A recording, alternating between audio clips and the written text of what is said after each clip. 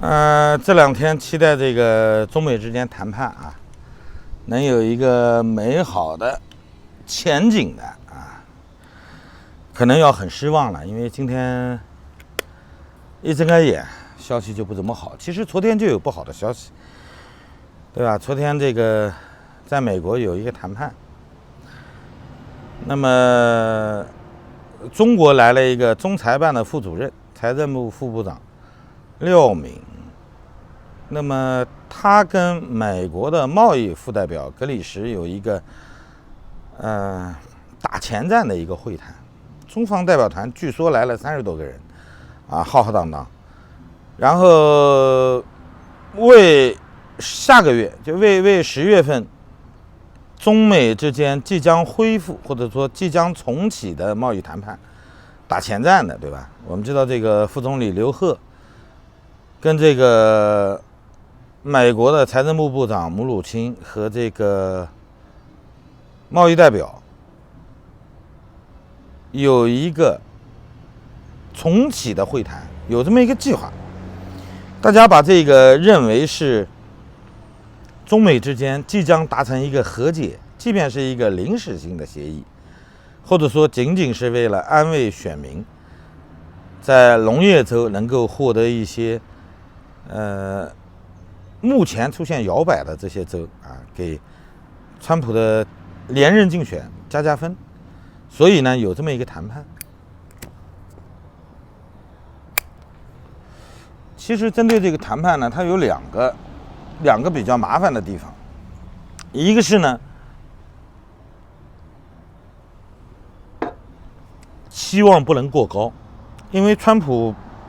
本人还是比较倾向于一个全面的协议。那这个协议就涉及到中国的经济架构问题了，而且因为香港掺杂了一些人权条款，那么从川普总统内部的调整，是吧？从这个国家安全顾问的调整来看，那么还涉及到这个国家安全的问题，这个高度原先就已经提得很高了，所以达成一个临时性的协议的可能并不是很大。只不过因为有太多的人非常期盼这个协议，尤其是在全球经济预估增速降低的情况下，世界货币组织已经调低了对明年经济增速的展望。那美国也开始调整了对美国2019年经济增长的这种期待值。但本质上还是香港始终是有一个绕不过去的一个坎儿，因为我们知道不仅仅是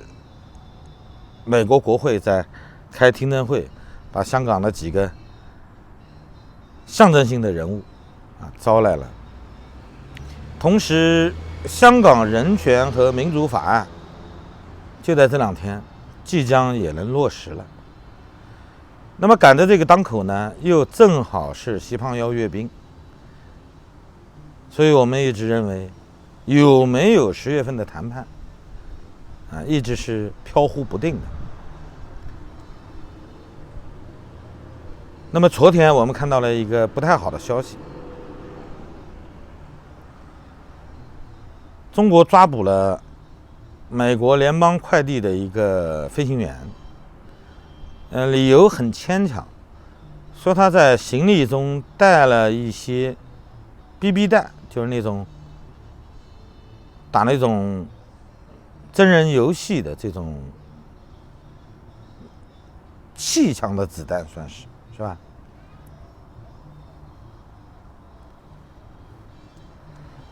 按照美国人的说法，被拘捕中方解释不叫拘捕，叫软禁把他扣留在酒店里，不许他外出了。但是从目前的情况上来看，这种级别的问题，原先即便是有，也不会闹得很大。而且这次拘捕的这名飞行员，他原先是美国空军上校，他是一个退役的军官。他随身携带的这个行李中间所携带的这个 BB 弹呢，是他带到香港去的，因为他目前住在香港。我们看到中方给他安的罪名是涉嫌非法走私武器罪，这就有点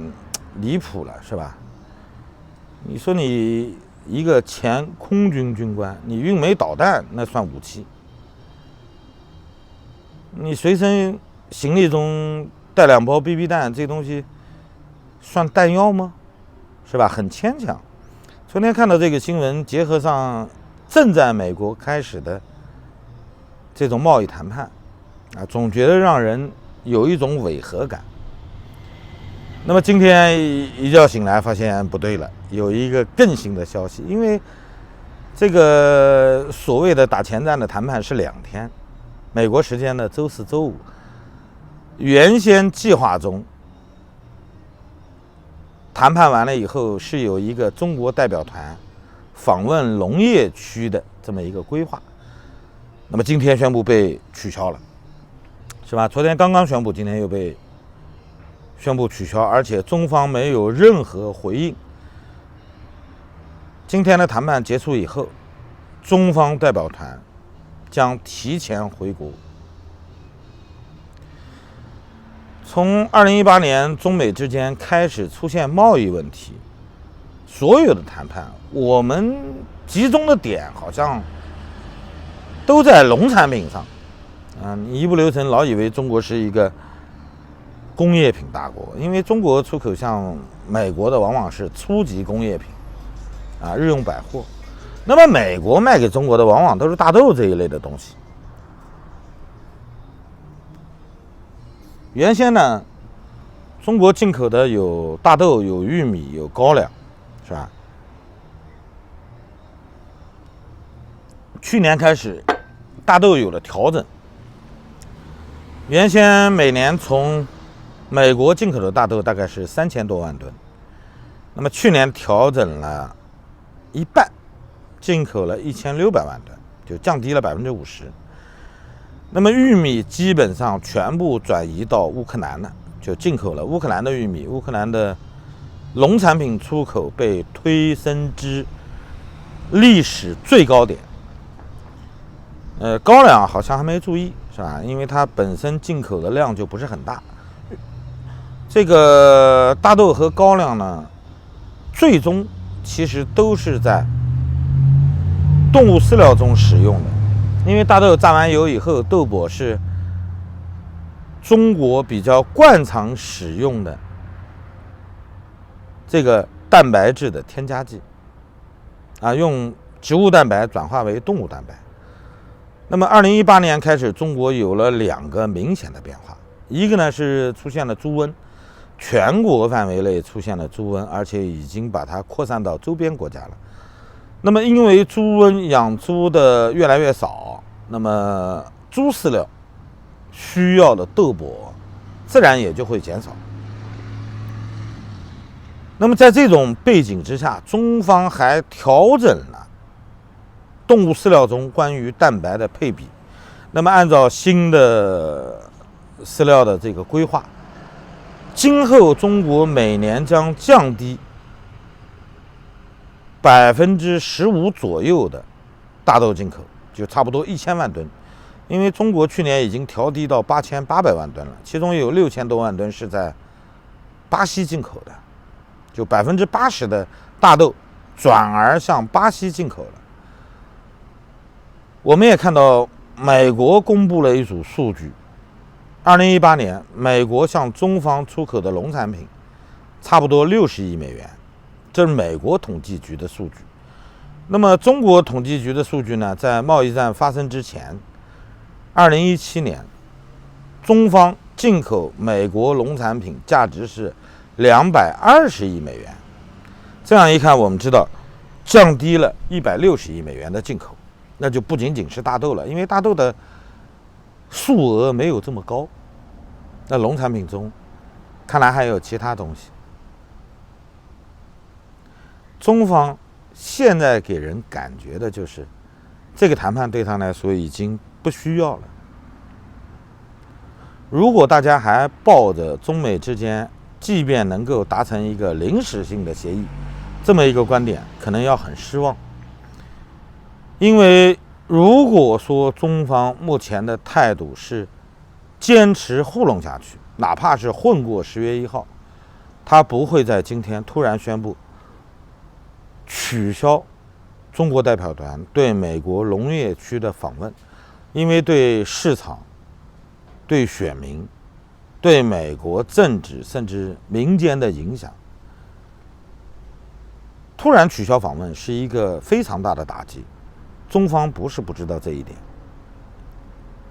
他知道川普需要什么，所以按理说他不会做出这么一个太突然的决定，是吧？你结合到昨天的拘捕美国飞行员，今天取消对农业区的访问，大家不难想到，香港又到周末了。最近一段时间的香港，始终在牵连着中美两国的焦点。其实整个世界都在看着它。我们在这个星期看到了太多的新闻，但是绕了一圈还是回到了香港。我知道有很多人因为中美之间极有可能达成一个临时性的协议，所以对未来的预期还抱有一丝幻想。上一个周末呢，没有看到什么太多的动作，那这一个周末是不是还能平安的度过呢？其实我觉得很难。从目前我们已知的这些信息来看，这个周末可能相当的危险。不要认为香港人在国际社会中有了一些呼吁，那么有了一些国家站出来啊，尤其像美国国会马上要出台法案了，是吧？认为中共在香港问题上就会妥协了。其实抱有这种幻想，包括抱有对中美之间能够达成和解，哪怕是冻结目前的这种双方的贸易制裁措施，可能都会是一个奢望。因为中共的这帮领导人，他们非常着迷的想庆祝他们70年这个大典，他们不会在全国范围内都哄着他们玩的情况下，在香港听到异样的声音。所以总体而言，现在我们看到的所有涉及到中美问题的这些信号，都在表明这个周末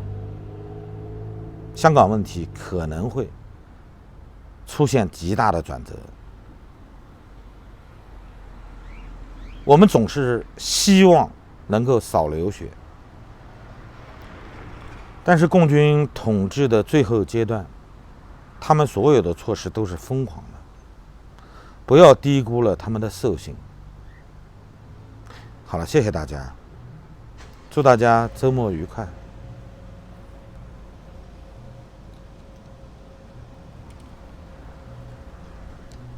再见。